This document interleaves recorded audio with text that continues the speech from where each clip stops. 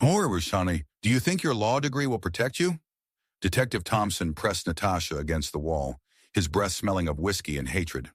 I've seen proud people like you break. One call, and your career will turn to dust. Let me go, Natasha whispered, feeling fear tighten around her throat. I didn't do anything. Nothing? Thompson laughed, and the sound was like metal scraping against glass. You exist in my city. That's enough. At that moment, a silhouette burst into the alley, and the detective realized he had made a fatal mistake. The most interesting part is yet to come. Stay with us to find out how it all ended. Meanwhile, like and subscribe to the channel so you don't miss out. Natasha Harrison stood by the panoramic window of her office on the 37th floor of a skyscraper in downtown Chicago, watching the sun paint Lake Michigan in shades of gold and copper. In the reflection of the glass, she saw herself, a 37-year-old African-American woman with straight shoulders and a determined gaze, dressed in an impeccably tailored dark blue Armani suit. At first glance, the embodiment of the American dream success. A junior partner at one of the city's most prestigious law firms, owner of a penthouse in Lincoln Park, wife of a war hero. But behind this gloss lay a truth known only to her. Every day was a battle to prove that she deserved to occupy this place. Her thoughts were interrupted by a knock at the door. The secretary, a young blonde named Jessica, poked her head into the office. Natasha, your 4 o'clock client is here, Mr. James Rodriguez. Thank you, Jess. Give me 5 minutes, then show him in. Natasha returned to her mahogany desk, where neatly stacked files lay. The Rodriguez case was special. A young Latino accused of a robbery he didn't commit. The evidence against him was fabricated, witnesses bribed, and the police turned a blind eye to the obvious inconsistencies. This was exactly the kind of case Natasha would take on for free if she weren't trying to hide her true motives from the firm's partners. Her phone vibrated. A message from her husband. Shall we meet for dinner at that Italian restaurant? I have news. Daniel, her anchor in this crazy world. They met 4 years ago at a charity gala for veterans. He had just returned from his 3rd tour in Afghanistan, still carrying invisible scars from what he had seen and done in the name of his country. Tall, with broad shoulders and piercing brown eyes, he radiated a calmness that only years of training for the most extreme situations could provide.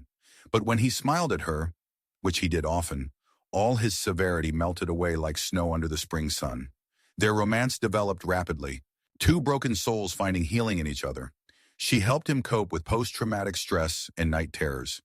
He gave her strength to continue fighting in a world where she constantly had to prove her right to exist.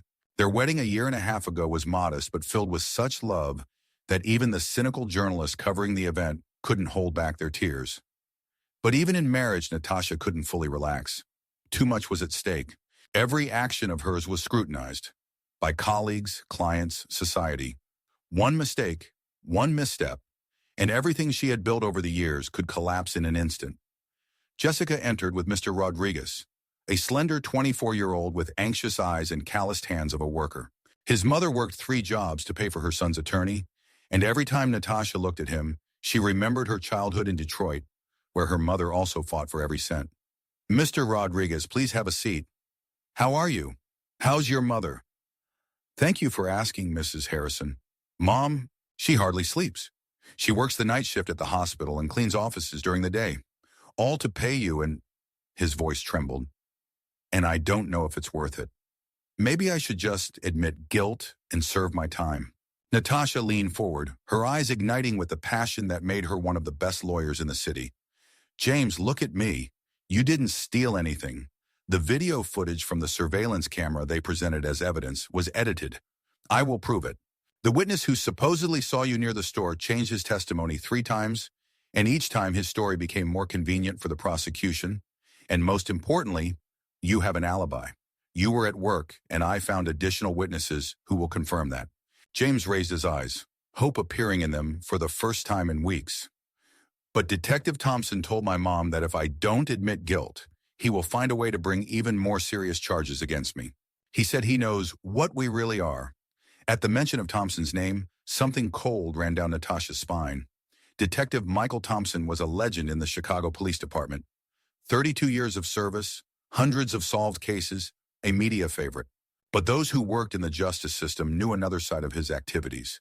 Too many cases he was involved in ended with questionable confessions of guilt. Too many witnesses suddenly changed their testimonies after talking to him.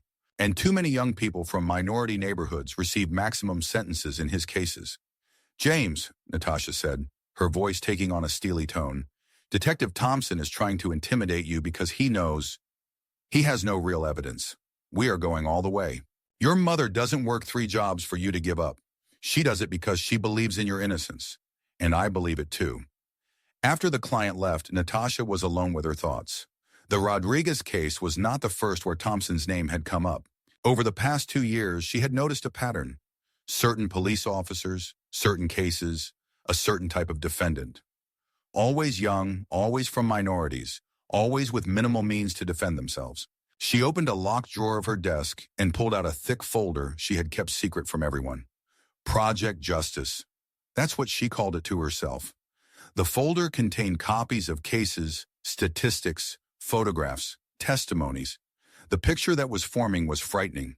Systemic corruption, masked by the shine of medals and ribbons for bravery. But Natasha was not just an idealist. She was a strategist. She knew that suspicion alone was not enough.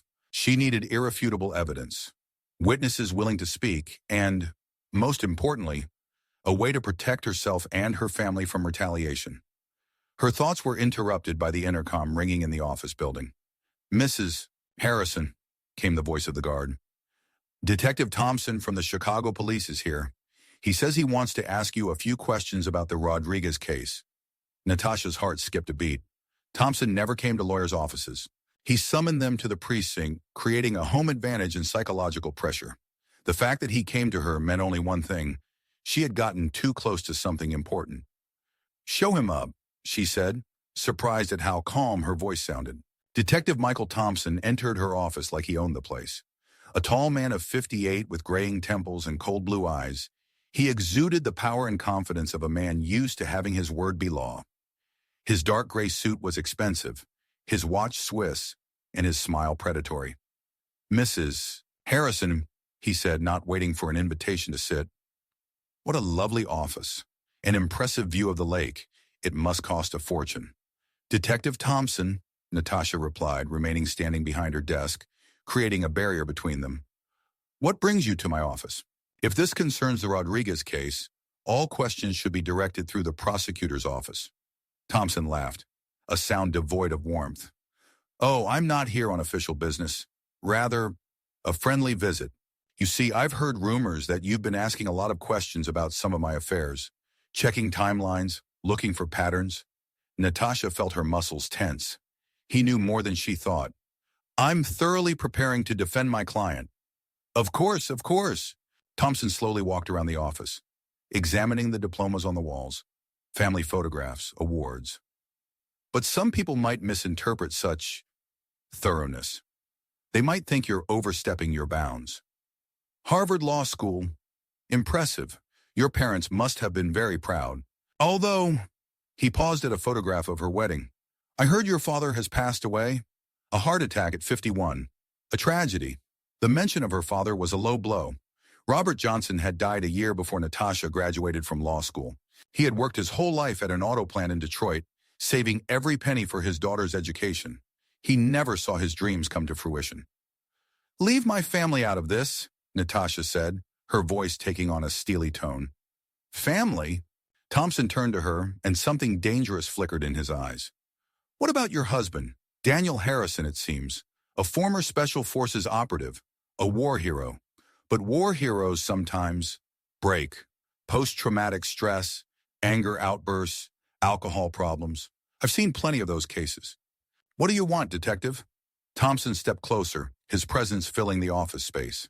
"I want you to understand one simple thing, Mrs. Harrison. This city is a complex ecosystem. Everyone in it knows their place. Lawyers defend clients, police catch criminals, judges pass sentences. When someone starts crossing boundaries, the ecosystem breaks down. And what happens then? Then people like me come in to fix things." Natasha stood tall, meeting his gaze without fear. "Detective Thompson, if you have official questions for me, schedule an appointment through my secretary. If not, the door's right there."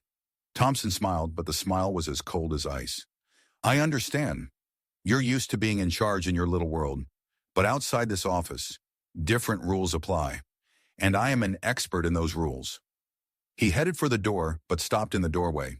By the way, beautiful dress on your friend in the wedding photo. What's her name? Monica Clark? Your maid of honor and best friend from college, if I'm not mistaken. Works at a daycare in the South Side. A wonderful job. Raising children. I hope she's doing well. The threat was veiled but absolutely clear. Natasha felt the blood drain from her face. I'm not doing anything, Thompson said softly, just taking a friendly interest in the well-being of all the good people in our city. After he left, Natasha sank into a chair, her hands trembling. She pulled out her phone and dialed Daniel's number. Dan, it's me. We need to talk. Right now. Daniel Harrison stood in his garage, converted into a workshop, slowly disassembling a 1947 Harley-Davidson motorcycle. Working with his hands had always helped him think, and today he had a lot on his mind. His wife's call interrupted his thoughts, and the worry in her voice made him drop everything. It took him 40 minutes to get from their home in Lincoln Park to downtown.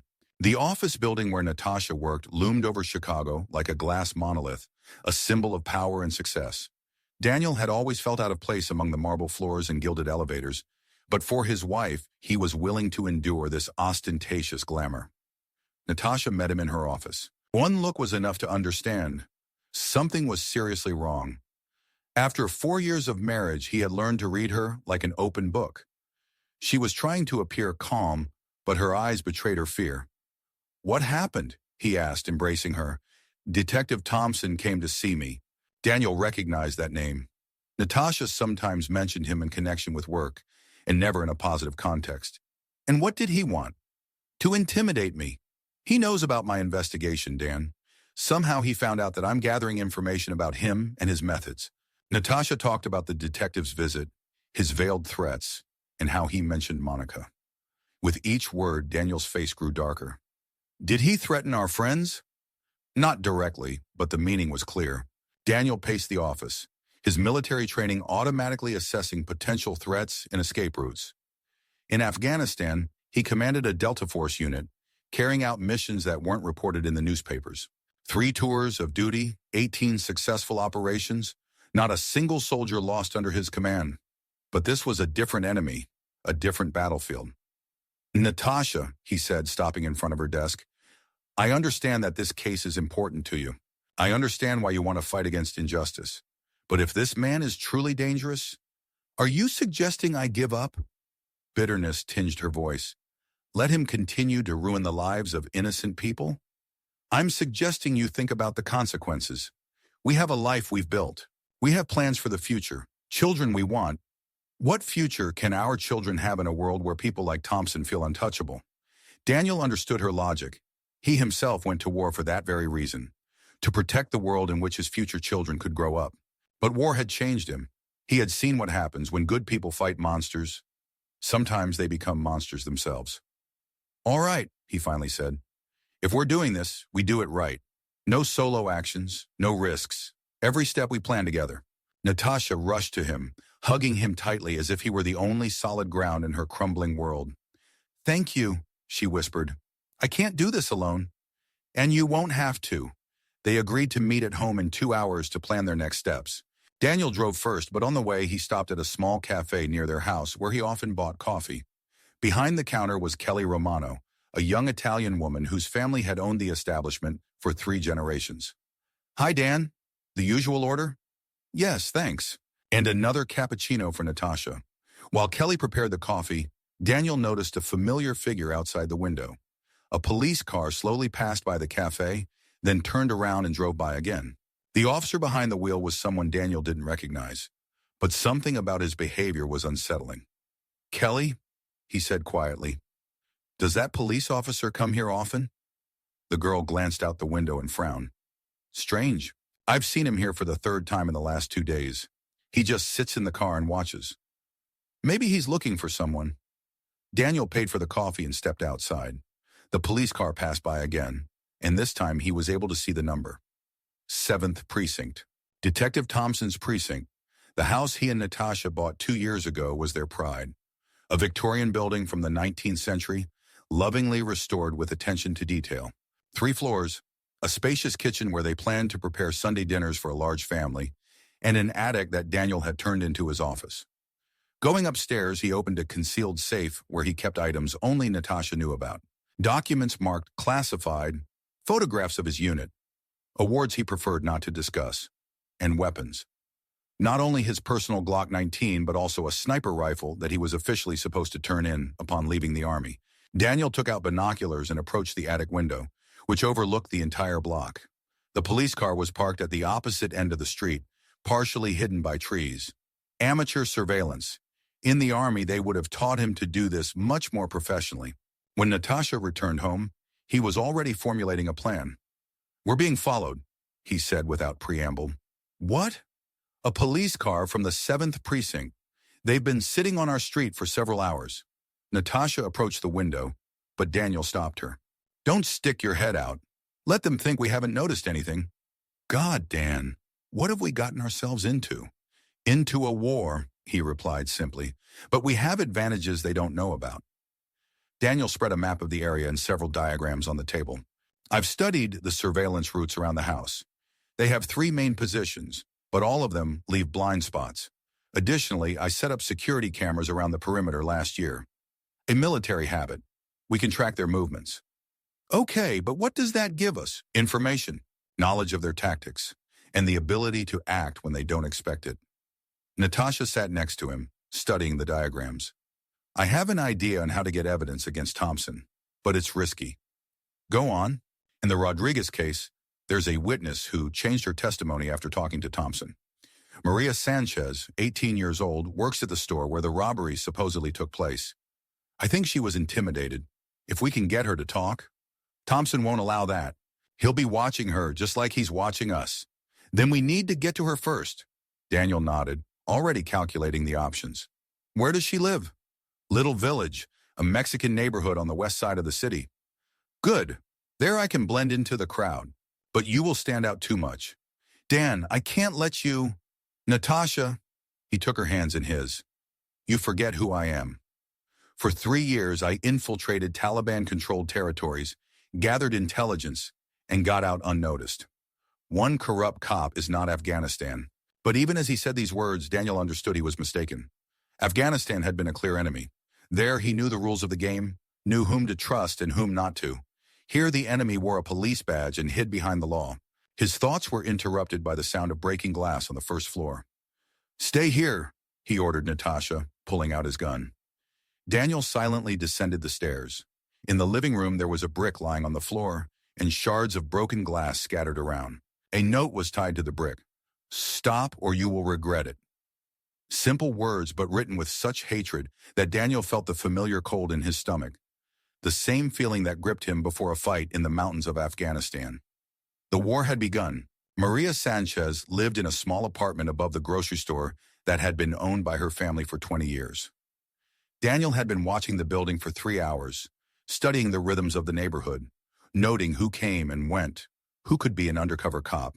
Little Village was a neighborhood where people didn't trust strangers, especially those who stared too intently at the faces of passersby. At 6 in the evening, when the store closed, he saw Maria. A fragile girl with long black hair and frightened eyes, she looked much younger than her 18 years. Daniel waited for her to go up to her apartment, then circled around to the back of the building. The fire escape was old and rusty, but it held firm. Daniel climbed to the 2nd floor and knocked on the window. Maria flinched at the sight of his silhouette, but he raised his hands, showing he posed no threat. "Maria, my name is Daniel. I'm not a cop. I need to talk to you about James Rodriguez." "Go away," she whispered. "I don't know anything." "You do, and I know that Detective Thompson made you lie." Maria hesitated. Fear and something else, perhaps shame, battled in her eyes. "If I open the window, will you promise not to harm me?" "I promise." Daniel squeezed into the small room, furnished with cheap furniture but kept in perfect cleanliness. Family photos and religious images adorned the walls. It was a home of people who took pride in the little they had. "Maria, I'm the husband of the lawyer who is defending James. We know he's innocent, and we know that Detective Thompson intimidated you." The girl sank onto the couch, hugging her knees with her arms. "You don't understand. He said that if I didn't testify against that guy, he would find a way to deport my whole family. My little brother, my parents, they don't have any documents. Do you have any? I was born here, but that doesn't matter to people like him. Daniel sat across from her, trying to look as non-threatening as possible. Maria, what really happened that day in the store? The girl was silent for a long time, then spoke in a trembling voice. There was no robbery at all. A drunk white guy came into the store, started shouting, demanding money. The store owner kicked him out, but an hour later the police came and said there had been a robbery. They showed me a picture of that Mexican guy, James, and said he had robbed the store. And you said you didn't see him? Of course, because he wasn't there. But then Detective Thompson came. Maria's voice broke. Daniel could see that the memories were painful for her. He was different, not like regular cops. He smiled, but there was something terrifying in his eyes. He said that I either confirm I saw James in the store, or my family would end up in a deportation center tomorrow morning. Do you have any evidence of that conversation? Evidence? Maria laughed bitterly. Do you think he recorded his threats? But, she fell silent, thinking something over. But what? The store has a security camera. It records not only inside, but also outside. The day I had the conversation with the detective, I saw him talking to my boss by the car. Maybe the camera recorded it. This was a breakthrough, but Daniel understood that the recordings were likely destroyed by now. Where is the store owner now? Mr. Gonzalez? He's scared too. After the detective's visit, he started talking about selling the store, moving to another state. The sound of a siren outside made them both freeze. Daniel went to the window and looked out. 3 police cars had stopped at the entrance to the store. Damn, he muttered. They found us. What? How? It doesn't matter. Is there another way out? Only through the roof. But there... Her words were drowned out by the sound of boots on the stairs. The police were coming up. Maria, listened carefully, Daniel said, pulling Natasha's business card from his pocket. If something happens to me, call this number. Tell my wife everything you told me, understand? The girl nodded, trembling with fear. Daniel opened the window and climbed out onto the fire escape just as they began to knock on the apartment door. Police, open up! He quickly climbed onto the roof but realized he was surrounded. Police officers with flashlights stood on the neighboring buildings, and several more cars waited in the alley below. Daniel Harrison, a familiar voice called out. Detective Thompson stood in the courtyard with a megaphone in hand. Come down. You're surrounded. Daniel assessed the situation. Jumping to the neighboring building was possible but risky. Climbing down the drain pipe could also work if he was fast enough. Harrison, Thompson shouted again. We know you're here. Don't complicate things. Daniel made a decision. He jumped onto the roof of the adjacent building, rolled to absorb the fall, and ran to the edge. The police began to move, but he was already descending the drain pipe of an old warehouse. Landing in the alley, he came face to face with Officer Wilson, a young cop he had seen paired with Thompson. Stop, Wilson shouted, drawing his weapon. Daniel didn't give him a chance to aim. He lunged forward, knocked the officer down in one motion, and disarmed him before he could react. Military training kicked in automatically. Sorry, he said, handcuffing Wilson with his own cuffs. Nothing personal. He made it to his car, parked 4 blocks away from the scene, and only then allowed himself to exhale. His phone was ringing off the hook with calls from Natasha. Dan, where are you? What's happening? It's fine. I'm heading home. But we have a problem. What problem? Thompson knew where to find me. He has a source of information about our plans. This is impossible. No one else knew. Natasha, Daniel interrupted her. Who else knows about your investigation? The silence on the line lasted too long. Natasha? Oh, God, she whispered. I think I know who it is. The office of Natasha was filled with tense silence. Jessica, her secretary, was sitting at her desk checking emails when Natasha burst into the reception area.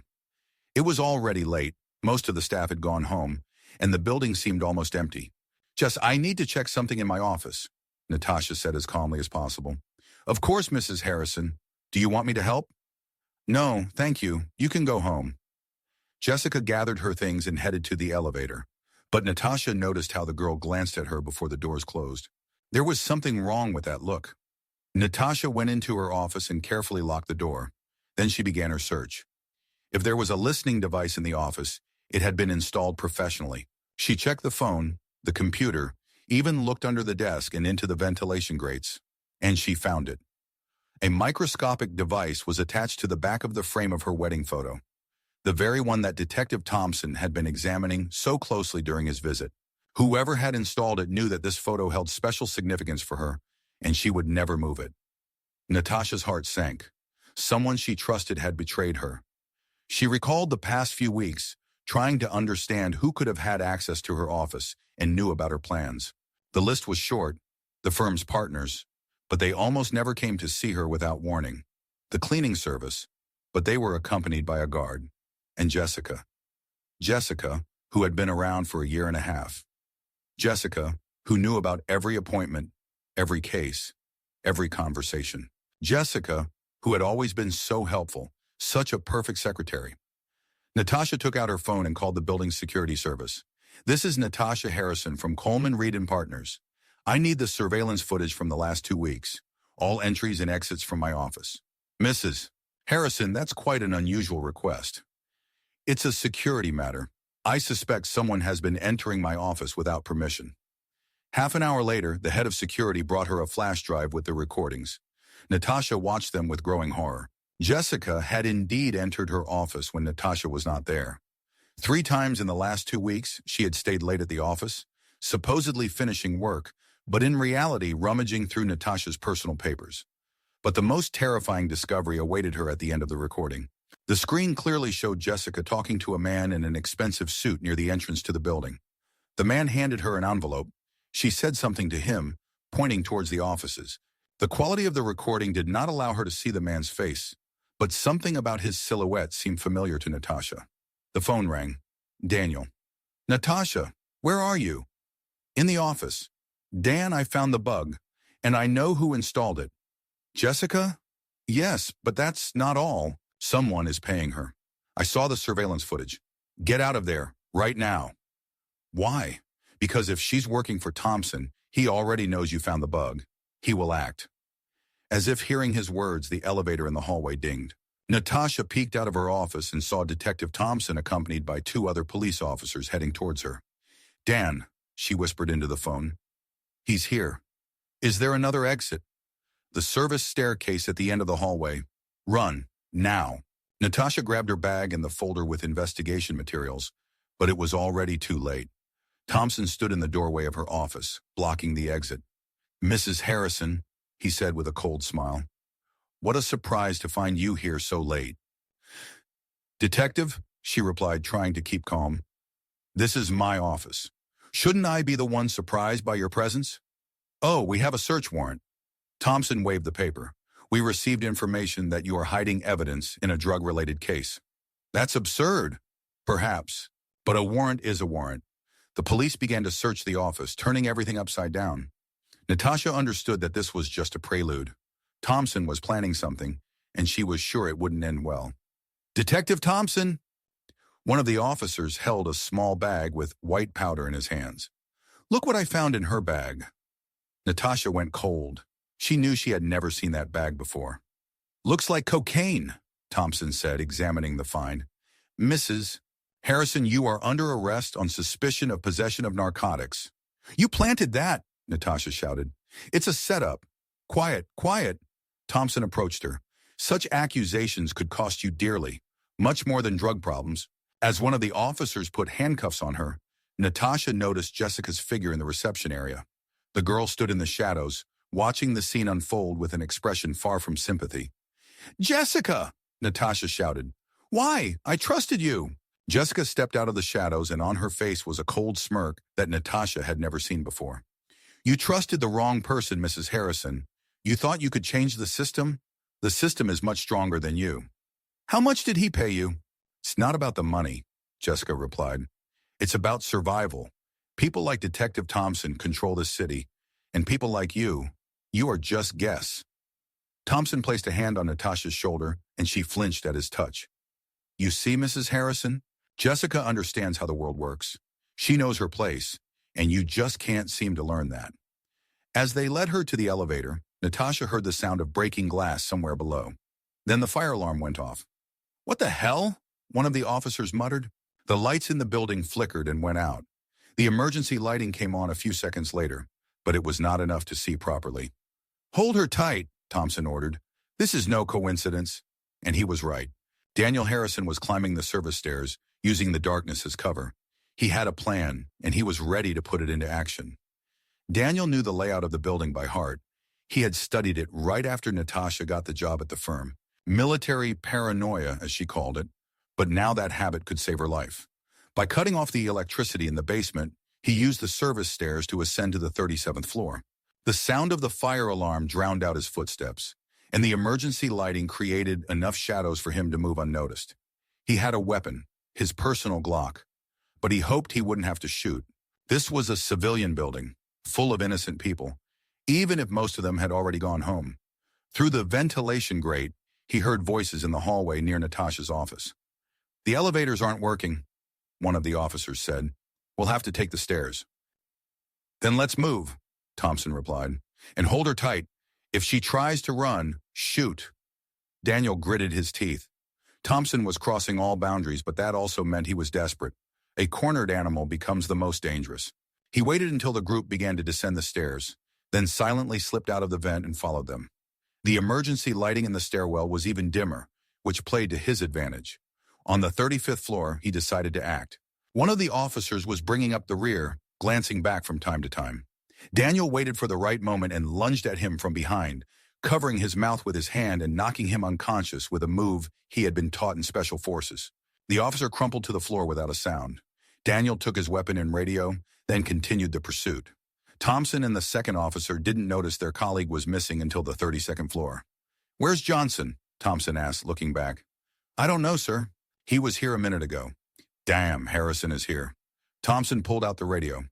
"All units, I need backup at the office building on LaSalle Street. The suspect is armed and extremely dangerous." "Detective," Natasha said, "if you let me go now, I won't sue you for unlawful arrest." Thompson laughed. "You still don't get it, do you? There won't be a trial. Tomorrow morning, the local news will tell the tragic story of how a successful lawyer and her veteran husband had a shootout with the police. Unfortunately, no one survived." "You can't do this." "I can, and I will. And do you know why? Because I am the law in this city. 32 years of service, connections in all the right places. Who will believe dead junkies over a living police hero?" They reached the 28th floor when the lights suddenly turned on. Daniel switched off the emergency generators again, but this time he left only the lighting in the stairwell on. "Smart bastard," Thompson muttered. "All right, Harrison," he shouted into the empty stairwell. "I know you're here. Want to talk? Let's talk." The echo of his voice bounced off the concrete walls. "I have your wife, and if you don't show up in the next 2 minutes, I'll start hurting her." Daniel froze. He knew it was a bluff. Thompson wouldn't torture Natasha here in a building full of potential witnesses, but he also knew that the detective was desperate enough to do anything. "1 minute, Harrison," Thompson shouted again. Daniel made a decision. He slowly descended a few steps, keeping his hands in sight. "I'm here, Thompson." The detective smiled upon seeing him. "Good. Now drop your weapon and come here." "First, let my wife go." "I'm afraid that's impossible. You see, you both have too much information that could harm good people." "Good people?" Daniel slowly descended the steps. "You framed an innocent woman. You're intimidating witnesses. You're a corrupt cop, Thompson." "I'm a survivor," the detective replied. "There are 2 types of people in this city, those who understand the rules of the game and those who become victims. Guess which category you belong to." At that moment, Daniel heard a sound that made his heart skip a beat. Sirens outside the building. Reinforcements were arriving. "Do you hear that?" Thompson tilted his head, listening. "That's the sound of inevitability. In 5 minutes, there will be a dozen cops here, and they'll all be on my side." "Not all," said a voice from above. Detective Celeste Grant from Internal Affairs appeared on the landing, holding a weapon aimed at Thompson. "Celeste," Thompson said in surprise. "What are you doing here?" "Doing my job, Mike, what I should have done years ago." "You don't understand the situation?" "I understand better than you think." Grant descended a few more steps. "I have recordings of your conversations with informants. I have bank documents showing unexplained deposits in your account. And I have the testimony of Officer Wilson, who decided to cooperate with the investigation." Thompson's face turned pale. "Wilson?" That weakling wouldn't dare. He already did. An hour ago, he gave full testimony about your methods, about how you plant evidence, intimidate witnesses, take bribes from drug dealers. Thompson slowly turned to Natasha, and something insane appeared in his eyes. If I go down, I'm not going alone, he whispered. He suddenly yanked Natasha towards him, pressing the gun to her head. Nobody moves! Either, he shouted, or she dies. In the tense silence of the stairwell, only heavy breathing and the sound of sirens outside could be heard. Mike, Grant said softly, you're only making your situation worse. Let her go. No! Thompson pressed the gun to Natasha's temple. I'm not going to spend the rest of my life in prison because of them. Daniel saw the fear in his wife's eyes, but also determination. She was ready for what was about to happen next. Natasha, he said quietly, do you remember our first meeting? She nodded almost imperceptibly. You told me back then that the most important thing in life is to never give up. Shut up, Thompson shouted. Enough talking. But Natasha understood. She remembered. That evening at the charity dinner, Daniel had told her about the tactical techniques of special forces, about how important it was to trust your partner, even when everything seems hopeless. Natasha suddenly threw her head back, hitting Thompson on the nose. The detective cried out in pain and momentarily loosened his grip. That was enough. Daniel lunged forward, knocking Thompson off his feet. The gun flew from the detective's hands and clattered down the stairs. The two men tumbled down the staircase, each trying to gain the upper hand. Thompson was stronger than Daniel had expected and fought back desperately. He landed several painful blows to Daniel's ribs, but Daniel's military training prevailed. A precise strike to the solar plexus, then a grab and a submission hold, and Thompson lay on the floor, immobilized. It's over, Daniel said, breathing heavily. But the detective was not giving up yet. He reached for the backup gun in the holster on his ankle. Dan! Natasha shouted. A shot rang out in the confined space of the stairwell, stunning everyone present, but it was Detective Grant who fired. Thompson fell, pressing his hand to his shoulder, from which blood was seeping. You made the right choice, Celeste, he rasped. But this is not the end. I have friends. I have connections. They will get to you. And them too. Grant stepped closer, keeping her weapon raised. Maybe, Mike, but at least I'll be able to sleep at night. The sound of heavy boots on the stairs signaled that reinforcements had finally arrived. But this time they were not Thompson's allies. They were honest cops from the Internal Affairs Department. The hospital room was quiet and sterile, bathed in cold fluorescent light. Natasha sat on the edge of the bed while the doctor examined her wrists, where the handcuffs had left red marks. The physical injuries were minor, but the emotional scars ran much deeper. Daniel stood by the window, watching the reporters gathering at the hospital entrance. The story had already made the news. Corrupt detective arrested after dramatic confrontation. But Daniel knew this was just the beginning. Mrs. Harrison, the doctor said, finishing the examination. Physically, you are fine, but I strongly recommend that you see a psychologist. What you experienced today... Thank you, doctor, Natasha interrupted him. I'll think about it. After the doctor left, Detective Grant entered the room. She looked tired. The last few hours had been tough for everyone. How are you? She asked. Surviving, Daniel replied. And how is Thompson? The surgery was successful. The bullet passed through without hitting anything vital. He'll be ready for questioning in a few days. And what's next? Grant sat in a chair by the bed, rubbing her temples. Next comes the real work. We have Wilson's testimony, recorded conversations, bank documents. But Thompson is right about one thing. He really does have connections. This investigation will touch many influential people. Do you think they will try to bury the case? They will try, Grant nodded. But we have one advantage. This whole story is already in the press. Too many people know for it to be simply covered up. Natasha finally lifted her head. And what about Jessica? We arrested her an hour ago. She's staying silent for now, but her apartment is being searched. I think we'll find a lot of interesting things. She worked for him for 1.5 years, Natasha said quietly. For 1.5 years, I trusted her with my secrets, my affairs, my life. Sonam, Natasha, Daniel approached and took her hand. It's not your fault. Is it? I should have noticed. I should have felt it. You're a good person, Grant said. And good people sometimes can't believe in betrayal until it hits them in the face. There was a knock at the door. A young man in an expensive suit entered, whom Natasha recognized as one of the junior partners at her firm, Robert Kingsley. Natasha, he said with a strained smile, how are you feeling? Robert, what are you doing here? The firm is concerned about what happened. We want to make sure you're getting all the support you need. Something in his tone was unsettling. Daniel felt the tension and moved closer to the bed. What kind of support? Well, Kingsley cleared his throat. Given the circumstances, the arrest, drug charges, connection to a corrupt cop, the partners believe you should take a leave of absence. An indefinite leave.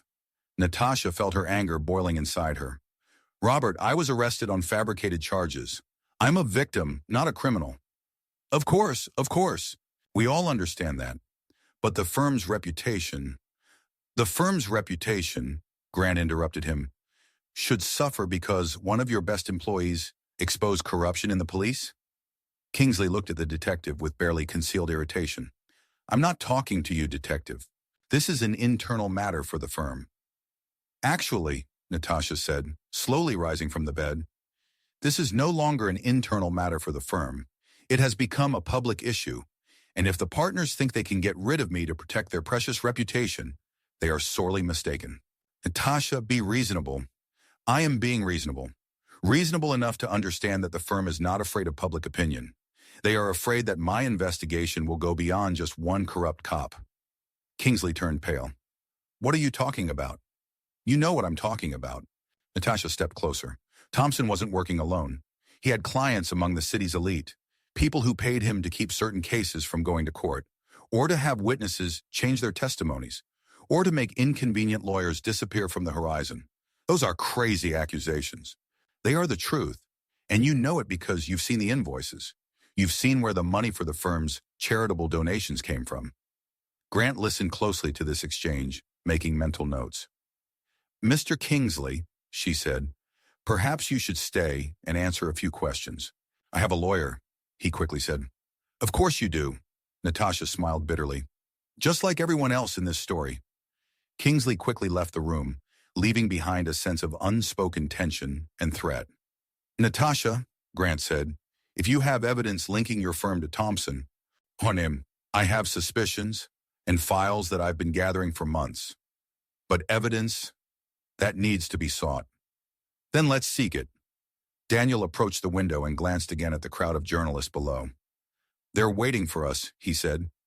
Who exactly? Everyone. The press wants interviews. The prosecution wants testimonies.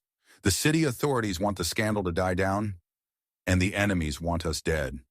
Dan? No, Natasha. We need to speak the truth. What we did today is just the first round. Thompson was one link in the chain. Now the whole chain will try to destroy us. Grant nodded. He's right. You have enemies whose existence you don't even suspect. People with money, connections, power. They won't stop just because one cop got caught. Then what do you propose? Natasha asked. Hide? Run? Stay silent? I propose being smart. Grant leaned forward. I have a proposition. Officially, my investigation is concluded with Thompson's arrest. But unofficially, I know this is just the tip of the iceberg. If you help me dig to the roots, I can ensure your protection. What kind of protection? Federal.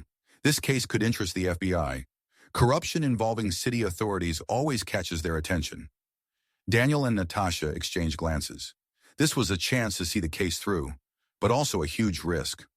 How much time do we have to think? Daniel asked. Not much. Thompson has surely already signaled to his masters. They will start acting in the coming days.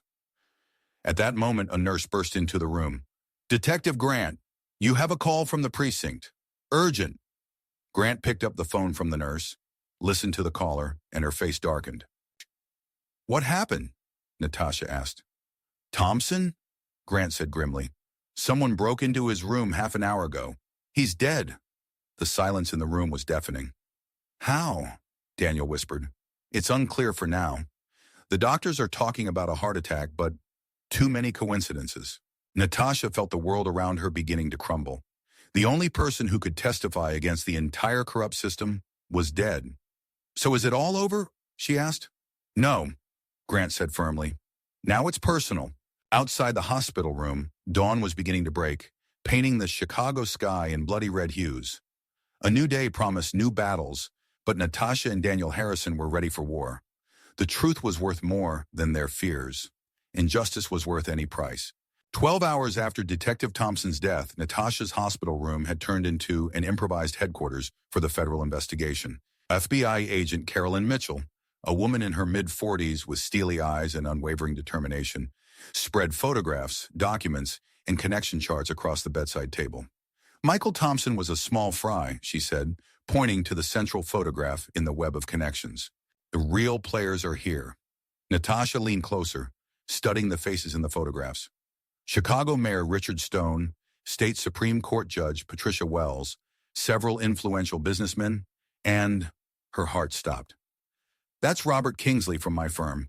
Not just him. Mitchell pointed to another photograph. Your firm's senior partner, James Coleman. It turns out your law firm was not just a workplace. It was a money laundering machine for criminal proceeds. Daniel, standing by the window and watching the movement on the street, turned sharply. What do you mean by that? I mean that your wife was working in the heart of a corrupt empire without knowing it. Mitchell pulled out a thick folder. For the last 3 years, the firm Coleman, Reed & Partners has been defending clients who should have been in prison. Drug dealers, organized crime, corrupt politicians, and all thanks to Detective Thompson, who lost evidence, intimidated witnesses, and fabricated false testimonies. Natasha felt the world around her beginning to spin. All those years, all the cases she had won, thanks to her skill. How many of them were won because of corruption? Not all, Mitchell said as if reading her thoughts. Your abilities are genuine, Mrs. Harrison. That's why you were used. A clean reputation, an impeccable career, the perfect cover for dirty dealings. James Rodriguez, Natasha whispered. My client, the guy accused of robbery, the son of a competitor of one of the drug lords your firm is defending. His arrest was meant to serve as a warning to his father. Daniel approached the bed and took his wife's hand. He felt her trembling, not from fear, but from rage. They used me, she said quietly, but there was steel in her voice. For years they used my reputation, my integrity, to cover up their crimes. And that's not all, Mitchell added. Thompson's death was not natural. Preliminary autopsy results show the presence of succinylcholine in his blood, a muscle relaxant that, in large doses, causes respiratory failure. The person remains conscious but cannot breathe. The drug breaks down quickly in the body, making it hard to detect unless you know what to look for. He was killed to silence him. Who could have accessed his room? Daniel asked. The list of suspects is long, doctors, nurses, visitors, but there's one detail that interests us. An hour before Thompson's death, he was visited by a lawyer. Mitchell showed them a frame from the surveillance camera. In the blurry image, a man in an expensive suit was visible, but his face was indistinguishable. Sonny, the lawyer introduced himself as Michael Raymond from the firm Smith & Associates. The problem is that such a firm does not exist, and there is no one registered under that name with the Illinois State Bar. Natasha studied the silhouette in the photograph. Something about it seemed familiar. Broad shoulders, a certain demeanor. Agent Mitchell, she said slowly, I need to see the full recording, and I need to talk to Maria Sanchez, the witness in the Rodriguez case. I'm afraid that's impossible. Why? Because Maria Sanchez disappeared last night. Neighbors say they saw the whole family packing their things in a hurry. No one knows where they went. Daniel clenched his fists. Another witness lost. Another thread severed. We have a plan, Mitchell said, but it's risky. We're listening. We want you to go back to work at the firm. Pretend nothing happened. Gather evidence from the inside. That's impossible, Daniel protested. After everything that happened, they won't believe she just forgot about it all. She didn't forget. She got scared. Mitchell leaned forward. Thompson's death scared them too. They'll understand if you decide that surviving is more important than fighting for justice. Many people make that choice. Natasha was silent for a long time, contemplating the proposal. It meant returning to people who had betrayed her trust, smiling at those who wanted to destroy her, working in a system that ruined innocent lives. I'll do it, she finally said. Natasha, no. Daniel turned to her. It's too dangerous. Dan, if I don't do this, how many more James Rodriguez's will end up in prison? How many more families will be torn apart? And what if they kill you, like Thompson? Then at least I'll die fighting for what I believe in. Mitchell watched this exchange with professional interest. She had seen many couples fall apart under the pressure of federal investigations. Marriages destroyed by secrets, betrayal, and fear. There's one more problem, she said. Mr. Harrison, you need to know that your past could also become an issue. Daniel froze. What are you talking about? Operation Red Storm, Afghanistan, 2019. Do you remember? Daniel's face went pale. Natasha felt something cold squeeze her heart. She knew there were secrets in her husband's military past, but he had never spoken of them. Dan? She whispered. What is she talking about? Daniel turned away to the window, his shoulders tense. Your husband was involved in the operation to eliminate one of the Taliban leaders, Mitchell continued. The operation was successful, but there were collateral casualties, civilians. Shut up, Daniel said quietly, not turning around. A family of 5, including 2 children. I said, shut up! Natasha had never heard such pain in her husband's voice. She got up from the bed and approached him, but he stepped back. Dan, look at me. Don't, Natasha. Look at me. He turned and she saw such anguish in his eyes that her heart ached. It was an intelligence error, he said hoarsely. We were told there were only militants in the house. We didn't know about the family. By the time we realized, it was too late. Why didn't you tell me? Because I knew how you would react. You would look at me and see a child killer. Dan, every night I see their faces, Natasha. Every damn night. The boy was 7. The girl was 5. They were playing in the yard when we arrived. Tears streamed down Natasha's cheeks. She reached out to touch his face, but he pulled away again. Agent Mitchell, she said, not taking her eyes off her husband. What does this have to do with our case? Directly. The father of the murdered family, Ahmed Khalil, survived because he was in the city. For the last 3 years, he has been hunting down everyone involved in that operation. He has already killed 2. Your husband is next on the list. What? Ahmed Khalil entered the United States 2 months ago on forged documents. We are tracking him, but so far without results. Daniel slowly turned to the agent. Do you think he is connected to our case? I don't know, but there are too many coincidences in our case. Perhaps someone hired him to take you out while you investigate corruption. Or, Natasha added quietly, perhaps he just wants revenge on the husband who killed his family. A heavy silence fell. Everyone in the room understood that the situation had become even more complicated. This was no longer just a case of corruption. It had turned into a personal war with multiple fronts. I have a proposal, Mitchell said. We will provide you with protection, round-the-clock security, in exchange for your cooperation. What kind of cooperation? Mrs. Harrison returns to the firm and gathers evidence. Mr. Harrison helps us find Ahmed Khalil. To arrest him? To prevent more deaths. Daniel and Natasha exchanged glances. A chasm of secrets and pain lay between them, one that hadn't existed that morning. But the love that had bound them for 4 years was stronger than fear. We will do it, Natasha said, but I have a condition. What is it? James Rodriguez. I want guarantees that his case will be reviewed and all charges dropped. That can be arranged. And I want to find Maria Sanchez. Her family's in danger and I won't let them become another victim. Mitchell nodded. All right, but remember, from this moment on, you are working undercover. One mistake, and you both could die. 3 days later, Natasha stood in front of the mirror in the bathroom of their home, preparing to return to the firm. The bruises on her face had nearly faded thanks to makeup, but the bruises on her soul were much deeper. Daniel watched her from the doorway. In those 3 days, they had hardly spoken. The revelation of what had happened in Afghanistan lay between them like a heavy burden. Natasha was trying to understand how the man she loved could have been involved in the murder of innocents. Daniel struggled with the guilt that had been eating him alive for years. Are you ready? He asked quietly. No, but that doesn't matter. She turned to him, and he saw the determination in her eyes. The same one that had made him fall in love with her 4 years ago. Hiya, Natasha, about what Agent Mitchell said. I need time, Dan, to think it all over. How much time? I don't know. They drove to the office building in silence. FBI agents in unmarked cars followed them at a distance, maintaining communication through a tiny transmitter hidden in Natasha's earring. At the office, she was greeted with feigned joy.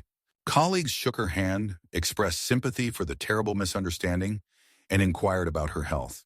But Natasha saw caution, suspicion, and fear in their eyes. James Coleman, the senior partner of the firm, personally met her in the reception area. A 60-year-old man with gray hair and an expensive suit, he radiated the power and confidence of a successful lawyer. "Natasha, dear, how are you feeling?" "Better, Mr. Coleman. Thank you for your understanding." Of course. Of course. What happened to you is terrible. A corrupt cop, false charges. Fortunately, justice has prevailed." "Yes," Natasha agreed, studying his face. "Fortunately. We were all very worried about you, especially after the death of that detective. Thompson, I believe? What a terrible tragedy." "A tragedy," Natasha repeated. That's exactly how I would describe it." Coleman led her into his office, a luxurious room with a view of Lake Michigan and walls adorned with diplomas and awards. "Natasha, I want you to know, the firm fully supports you. We understand that you've been through hell. If you need time to recover—" "No, sir, I'm ready to work. In fact, work is exactly what I need right now." "Wonderful. We actually have a new case that might interest you." He handed her a folder. On the cover was written, "The Case of Antonio Moreno, Drug Trafficking Charges." Natasha opened the folder and immediately realized it was a test. Antonio Moreno was one of the biggest cocaine traffickers in Chicago. If Coleman was giving her this case, it meant he was checking how far she was willing to go in her cooperation with the system. "This is a serious matter," she said. "Very serious.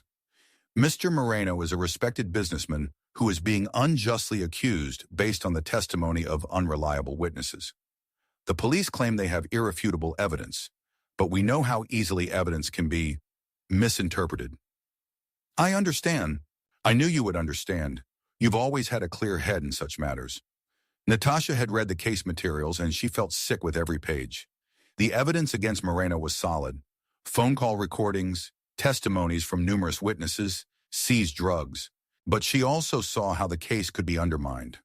Questioning the legality of the recordings, discrediting the witnesses, raising issues about the chain of custody of the evidence. "Mr. Coleman," she said cautiously, "some witnesses' testimonies seem very convincing." "Testimonies?" Coleman scoffed. "Natasha, you know how unreliable testimonies can be, especially when the witnesses themselves are under investigation and hoping for leniency in exchange for cooperation. And what if those testimonies are true?" A tense silence fell. Coleman studied Natasha's face closely. "Natasha," he finally said, "I understand that recent events may have shaken your faith in the system, but you must remember, our job is not to determine guilt or innocence. Our job is to provide the best possible defense for our clients. Even if those clients are guilty, especially if they are guilty, that's when they need a good lawyer the most." Natasha nodded, pretending to accept his logic, but inside she was boiling with indignation. This man, whom she respected and trusted, was openly talking about defending criminals. "There's another aspect to this case," Coleman continued. "The detective who is investigating Mr. Moreno is Officer Wilson, the same one who was the partner of the late Detective Thompson." Natasha's heart sank. Wilson was the cop who had agreed to cooperate with Internal Affairs and testify against Thompson. And what does that mean? It means that his reputation as a witness could be problematic. A person who betrays their partner can betray anyone. Or he's just trying to do the right thing. "Serenum, the right thing?" Coleman leaned forward. "Natasha, I thought your recent experience had taught you to be more pragmatic about concepts of right and wrong." "It has," she replied, infusing her voice with the necessary bitterness. "It taught me that in this world, only those who understand the rules of the game survive." "Exactly." Coleman leaned back in his chair with a satisfied look. "I knew you would understand." After meeting with Coleman, Natasha locked herself in her office and turned on the recording device that Agent Mitchell had given her.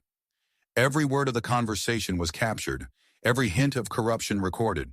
But she knew that wasn't enough. She needed documents, bank records, evidence of money movement, And for that, she needed access to the firm's computer system. The problem was that she only had access to her own cases. Financial documents and confidential files were stored in a secure system, accessible only to senior partners. She picked up her phone and sent a message to Agent Mitchell. Need a hacker's help tonight. The reply came within minutes. Understood. Husband can help? Natasha looked at the photo of Daniel on her desk. In recent days, there had been a wall of silence and pain between them, but now she needed his help. Maybe, she replied. Daniel sat in his workshop, disassembling and reassembling the same engine for the third time that day. Working with his hands usually helped him think, but today the thoughts were too painful to distract from. Afghanistan. Operation Red Storm. The Khalil family. For 3 years, he had hidden this secret from Natasha. 3 years of waking up in a cold sweat in the middle of the night, seeing the faces of those children. For 3 years, he battled with the guilt that gnawed at him from the inside like cancer. And now Natasha knew. He saw in her eyes what he feared the most. Disappointment, disgust, fear of the man who had once been her hero. The sound of the opening door interrupted his thoughts. Natasha entered the workshop for the first time in 3 days. Hi, she said quietly. Hi, I need your help. With what? I need to access the company's computer system, hack into the secure files.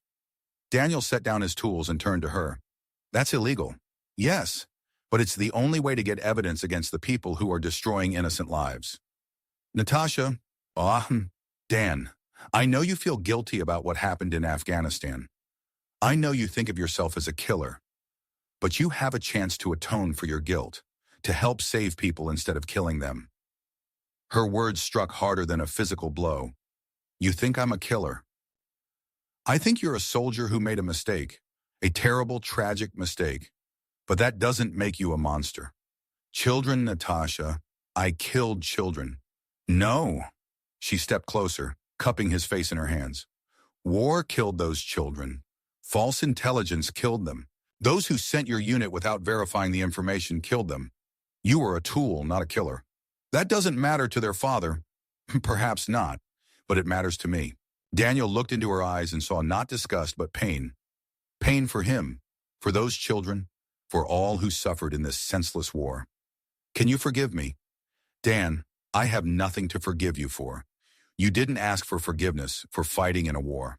You've suffered for 3 years, punishing yourself for something that wasn't your fault. But nothing. She kissed him on the forehead. I love you. Not the soldier, not the hero, not the ideal version of you. I love you. The real you, with your scars, mistakes, and pain. For the first time in 3 days, Daniel felt he could breathe fully. All right, he said. Tell me about the computer system. In 2 hours, they devised a plan. Daniel indeed had hacking skills. In the Special Forces, he was trained in computer security and penetrating secure systems. But to hack into the corporate network, they would need physical access to one of the terminals in the office. There's one problem, Natasha said. What's that? The office is guarded 24/7. Surveillance cameras, motion detectors, security guards. Not a problem, Daniel replied. The problem is that after the hack, they'll realize someone accessed the files, and you'll become the prime suspect. Then I need an alibi. What kind? Natasha thought for a moment. A family dinner, tonight, with your parents. Daniel flinched. His relationship with his parents was complicated. His father, a retired colonel, never understood why his son left the army. His mother blamed Natasha for turning her son away from his duty to the country. Natasha, my parents. I know, but we need witnesses to confirm that we were not at the office, but at home. Fine, but be prepared for an unpleasant evening. Retired Colonel Robert Harrison and his wife Margaret arrived at 7 in the evening. Robert was a tall, gray-haired man with a military bearing and cold eyes. Margaret was an elegant woman with bleached hair and a disdainful smile. Daniel, said his father, shaking his son's hand, you look tired. The last few days have been tough, Dad. Yes, we heard about your wife's troubles. Robert pronounced the word wife as if it were a curse. "She run on a Natasha, dear," said Margaret in a falsely sweet voice. "How terrible what happened to you. But perhaps it serves as a lesson about what happens when people try to change the order of things." "Mom," Daniel warned. "What?" I'm just saying that some people need to know their place. Natasha clenched her fists under the table, but remained calm. Mrs. Harrison, perhaps you're right. Perhaps I really should have known my place. See? Margaret turned to her son. Your wife is a smart woman. She understands. The dinner continued in a tense atmosphere. Robert criticized Daniel for leaving the army. Margaret made subtle jabs at Natasha, and she endured it all, knowing that every minute gave Daniel time to complete his mission. At 9:30, when the parents finally left, Daniel was already in the office building. Using skills acquired in the Special Forces, he entered the building through a service entrance, bypassed the security system, and made his way to Coleman's office. Hacking into the computer system took an hour and a half. Daniel copied thousands of files onto encrypted drives. Bank records, correspondence, financial reports, client lists. But the most shocking discovery awaited him in Coleman's personal folder. Among the documents was correspondence with a person signing as A. Khalil. From the exchanges, it became clear that Ahmed Khalil, the father of the murdered family from Afghanistan, was not just pursuing Daniel. Coleman's people found him through military connections. Someone in the Pentagon passed on information about the whereabouts of the participants in Operation Red Storm. Coleman offered Khalil money and assistance in obtaining a visa in exchange for security services, eliminating people who were hindering his business. Khalil agreed, thinking he was working against the American military responsible for his family's death. He did not know that Coleman was using his thirst for revenge to eliminate witnesses and competitors. Chapter 10. The Trap. Daniel rushed home at midnight, his heart pounding with terror and adrenaline. From the correspondence on Coleman's computer, he understood that Khalil had already obtained their home address and detailed information about their daily routine. He burst into the house, shouting his wife's name, but there was no answer. Natasha! Natasha! The house was empty. On the kitchen table lay a note written in uneven handwriting. If you want to see your wife alive, come alone to the warehouse on South Chicago Avenue, 345. You have 1 hour. Come alone, or she will die. At the bottom was the signature. A. Khalil. Daniel grabbed the phone and dialed Agent Mitchell's number. They took Natasha. Who? Ahmed Khalil. But he works for Coleman. I found evidence on the computer. Where are you now? At home. He left a note. Wants to meet at the warehouse. Daniel, under no circumstances, go there alone. I have 1 hour, he shouted. You won't have time to organize anything in an hour. Daniel, it's a trap. I know, but I have no choice. He hung up the phone, grabbed his weapon and bulletproof vest from the stash in the basement, then got into his car. The warehouse was located in an industrial area on the south side of the city, a maze of abandoned buildings and rusty containers. Daniel parked 2 blocks from the specified address and walked, using shadows and cover. The warehouse building was enormous, a 5-story structure made of brick and steel, most of its windows boarded up. The only source of light came from the windows on the 3rd floor. Daniel circled the building, noting all entrances and exits. The main entrance was locked, but a side door was ajar, an obvious bait. He found a service staircase at the back of the building and climbed to the roof.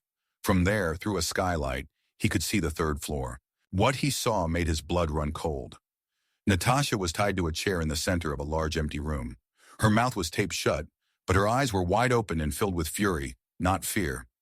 Next to her stood a middle-aged man with dark hair and a beard, presumably Ahmed Khalil.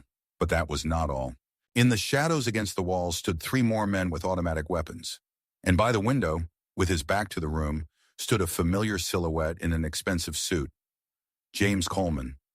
Daniel realized this was not just an ambush. It was the finale of a long game. Coleman wanted to eliminate them both, using a man who had personal motives for revenge.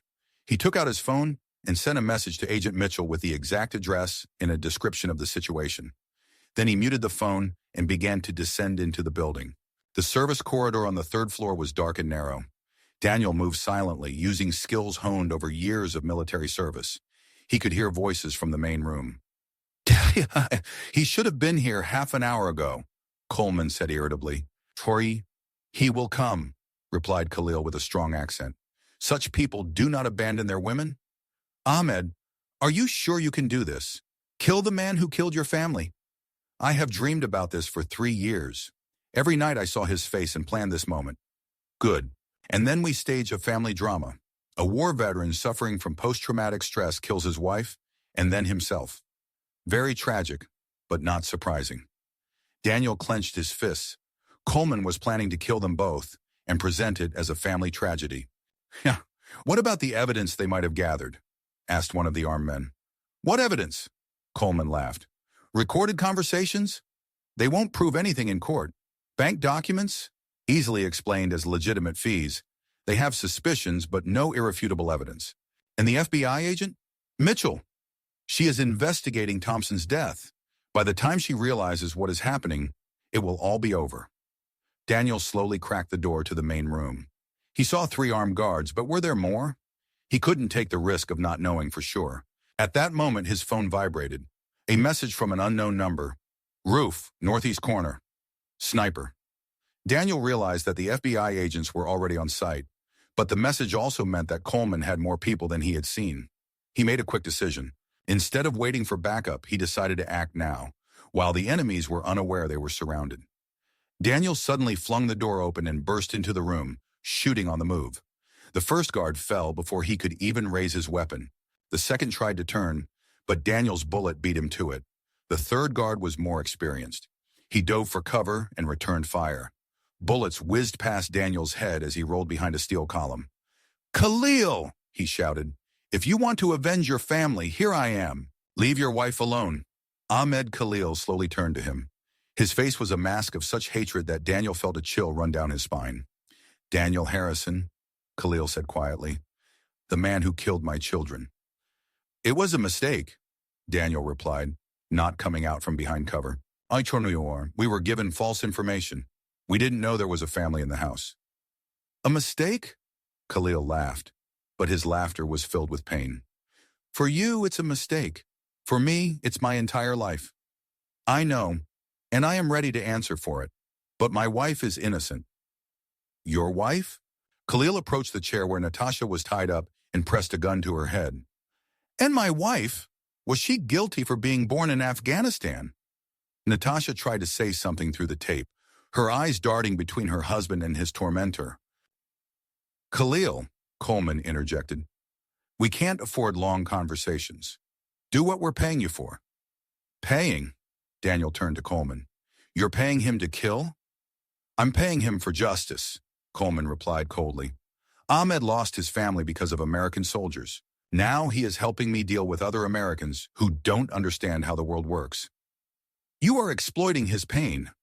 I'm giving him a chance for revenge. Isn't that what every father who has lost children wants? Khalil hesitated, looking at Natasha. In his eyes, hatred and something else, perhaps remnants of humanity, were battling. She's a lawyer, he said unexpectedly, defending the innocent. She's a hindrance, Coleman snapped back, just like her husband. My children were also a hindrance? Khalil slowly turned to Coleman. A 7-year-old boy and a 5-year-old girl? Ahmed, this is not the time for philosophical musings. It's time for the truth. And suddenly Daniel understood. Khalil was not just a hired killer. He was a broken father being used, just as Daniel had once been used. Khalil, he said, stepping out from behind cover with his hands raised. They lied to you, just like they lied to me that day in Afghanistan. What do you mean? Coleman doesn't want justice. He wants power. He's using your pain to kill people who stand in the way of his business. Daniel, shut up, Coleman hissed. How many more innocent people will you kill for his money? Daniel continued. How many more families will you destroy? Khalil paused, the gun still aimed at Natasha. I only killed bad people. Corrupt cops, drug dealers. And my wife? Is she a bad person? She spends her life protecting people like James Rodriguez, young guys that the system is trying to break. Enough, Coleman shouted, pulling out his own weapon. Ahmed, do your job, or I'll find someone else. At that moment, the warehouse windows exploded inward. FBI snipers opened fire, and a SWAT team burst through the main entrance. FBI! Everyone on the ground! The chaos lasted a few seconds. Coleman tried to flee, but one of the agents tackled him to the ground. Khalil stood frozen, still holding the gun to Natasha's head. And Ahmed, Daniel said quietly, stepping closer. My children are dead too. Not even born yet, but dead. Because every time Natasha talks about motherhood, I see the faces of your children and realize I'm not worthy of being a father. Khalil trembled, tears streaming down his cheeks. They were everything I had. I know, and if you kill my wife, I will feel the same as you do, and the cycle will never end. Khalil slowly lowered his weapon. Forgive me, he whispered. Forgive me for what I have become. The FBI agents surrounded him, but Daniel stopped them with a gesture. Sir, wait. He approached Khalil and extended his hand. Forgive me for what I did to your family. Khalil looked at the outstretched hand, then at Daniel's face. We are both victims, he said quietly and shook his hand. 18 months later, Natasha stood on the steps of the federal courthouse, where the trial for the Chicago police corruption case had just concluded. James Coleman received 25 years in prison. Robert Kingsley and 3 other firm partners received 10 to 15 years. Mayor Stone resigned under public pressure a year ago. Ahmed Khalil testified against all members of the network in exchange for a reduced sentence. He was given 5 years, with the possibility of parole in 3. Daniel stood next to his wife, his hand resting on her shoulder. The last few months had been tough. Endless interrogations, threats, attempts at discrediting, but they had endured. Together. Mrs. Harrison, shouted a journalist, how do you feel now that justice has prevailed? Natasha turned to the camera. Justice never triumphs completely, she said. It requires constant struggle, constant vigilance, and a willingness to pay the price for the truth. And what price have you paid? Natasha looked at Daniel, then back at the journalist. We lost our illusions. We lost faith that the system always works. We lost the ability to live carefree. Was it worth it? Ask James Rodriguez, she replied. Ask Maria Sanchez, whom we found in Mexico, and who can now return home without fear. Ask the dozens of other victims who finally received justice. As the journalists dispersed, Natasha and Daniel were left alone on the courthouse steps. The city stretched out before them, the same Chicago, but now a little more honest. Are you ready for a new life? Daniel asked. What new life? Your own law practice, defending those who cannot defend themselves. Natasha smiled. And are you ready to help me build it? Until the end of my days. They walked down the steps toward the car, toward the home, toward the future they had earned through their struggle. Behind them, the courthouse doors closed, where justice was not just a word, but a reality worth fighting for. In Natasha's pocket lay a letter from Ahmed Khalil, received the day before. Dear Mrs. Harrison, I cannot bring back my children. I cannot change the past. But thanks to you and your husband, I have realized that I can change the future. When I get out of prison, I want to work with refugees, to help families who have lost everything, just as I have. I want healing to emerge from pain, not more pain. Thank you for showing me that even in the darkest night, one can find a way to the light. With respect and gratitude, Ahmed. Natasha clenched the letter in her hand. Some scars never fully heal, but they can become a source of strength for those who are willing to turn their pain into wisdom and their wisdom into justice. The story had ended, but the struggle continued, and that was beautiful. 6 months after the trial, Natasha sat in her new office, a modest space in an old building, but with large windows and a view of the lake. A photograph hung on the wall, she and Daniel at the FBI awards ceremony for civic courage. There was a knock at the door. A young Latina woman entered, a law student who wanted to be her assistant. Mrs. Harrison? My name is Isabella Sanchez. Natasha looked up from her documents. Sanchez? Are you related to Maria Sanchez? She's my older sister. She told me what you did for our family. She said that thanks to you, we were able to return home. Maria is a very brave girl. She told me the same about you. Isabella sat down in the chair opposite the desk. I want to study law. I want to protect people, just as you protected us. Natasha smiled. The circle was closing. From pain and injustice, a new generation of truth fighters was being born. Then welcome to the team, she said. Outside, Lake Michigan sparkled, reflecting sunlight like thousands of tiny stars. Each star was a story. Each story, a chance to change the world for the better. Natasha picked up a new case. A young African-American man accused of a crime he did not commit. The story was repeating itself, but now she had the knowledge, experience, and determination to change the ending. Daniel entered the office with 2 cups of coffee and a smile that said he was prouder of her than words could express. Ready to save the world? He asked. 1 case at a time, she replied. And in that moment, in that modest office with a view of the lake, justice was not just an ideal.